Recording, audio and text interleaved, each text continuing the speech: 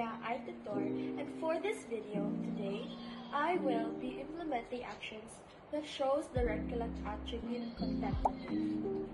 Contemplative is a way of practicing Christianity that emphasizes experiencing God through interior practices like meditation, silence, and prayer, rather than solely through intellectual understanding or outward actions.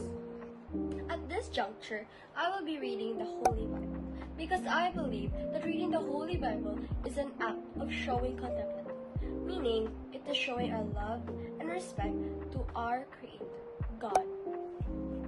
I personally believe that us Christians should start reading the Bible more often because reading the Bible can change our perspective in life.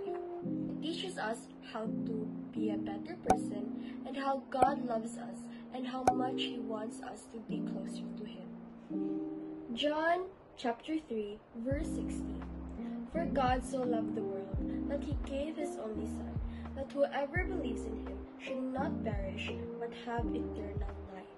God indeed loves us very much that He sent His one and only Son, Jesus Christ, to die for our sins. Even though we constantly sin, God still forgives and loves us because we are His children.